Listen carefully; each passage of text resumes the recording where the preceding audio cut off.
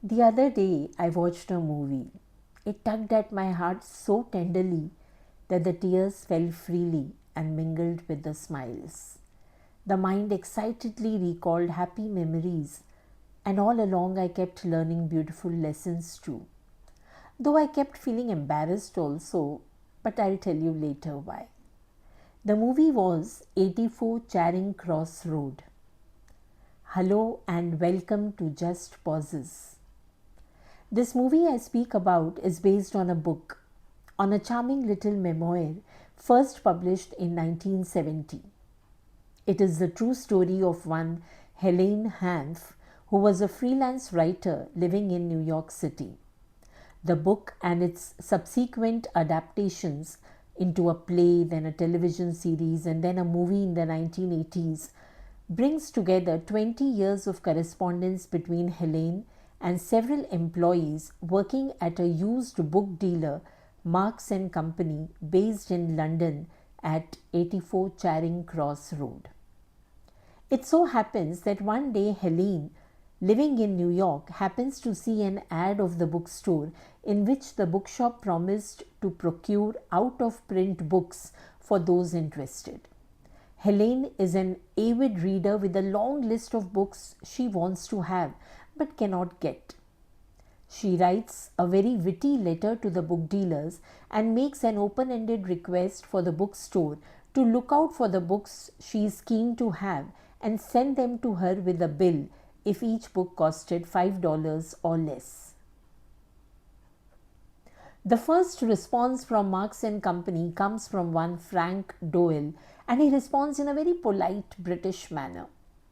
A long series of letter exchanges thus begin between Helene and Frank initially, though later nearly all those working at the bookshop, Marks and Co., end up writing to Helene for some reason or the other. The letters are full of witty one-liners, humor and satire, and reflect Helene's love for and knowledge of books which are not known to many, and that is why I felt embarrassed all throughout. There was hardly a book which I could recognize and which I had read. Everybody in the story is so earnest at their work, in their gestures, in their emotions. All of those whose lives are eventually intertwined, they are not chronic readers of the books themselves, but the letters they exchange invoke deep emotions of love and gratitude in all of them. Helene's hunger for books is reflected in the way she holds every book so sacred and deeply appreciates the aesthetic and tactile qualities of the books. The smell, the feel, and the joy of finding old editions, in the way she cares for the binding, the paper, the wrapping for the little notes. One cannot but fall in love with Helene's lovable, sensitive, and intelligent personality. And not only are the letters and books exchanged for 20 years, but so are generosity of spirit and spontaneity. On coming to know that the essentials were being rationed in post-war Britain, Helene sends to the bookstore a care package filled with scarce items like meat, eggs, and butter, and she sends them from a mail order company via Denmark. And the joy that the employees and their family members experience on getting the foods is priceless.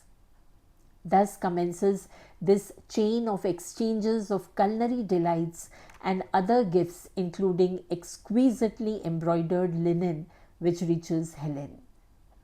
Through the years, none of them, who are thus bound with each other through letters, they meet, but they continue to share a deep and sentimental camaraderie based on their common love for books. It is all about how beautiful relationships can evolve without anybody meeting anybody. And it is also about how we can care for those whom we wish to care for despite distances, shortages, constraints, and other challenges. Not only does the charm of exchanging letters tugs at the heart, but the delightful spell cast by words is brought to the fore. The movie celebrates the triumph of kindred spirits, care, humane traits, and the joy of letter writing. When I tried recollecting the last time a letter came home and brought that priceless joy to me, or the last time I went to a used bookstore, my mind drew a blank and I felt empty inside. Haven't we lost or are almost on the verge of losing these delights? I don't know. I recalled all the pen friends I had in my teens and the ardent wait for their letters and the hours I used to spend in filling up pages replying to them. There was no fear in sharing views and feelings with strangers we knew we would never meet. I didn't expect a movie to have such an impact on me. I was reminded of the power of human connection, intellectual curiosity, and generosity. We have almost lost those times when we paused, when we, like a sacred ritual, picked up a book to read and allowed it to impact us, when we wrote letters to those whom we had never met and we opened doors of our hearts to them. We may have a lot of more information easily accessible now, but we know so little. I don't know who is responsible and whether this is good or bad, or whether this nostalgia is sensible or nonsensical, but I'm sure that we have taken away a lot of joys and pure unfiltered joys from our own lives. Dear letter writing, may your soul rest in peace. Let us observe silence for a few moments. Thank you.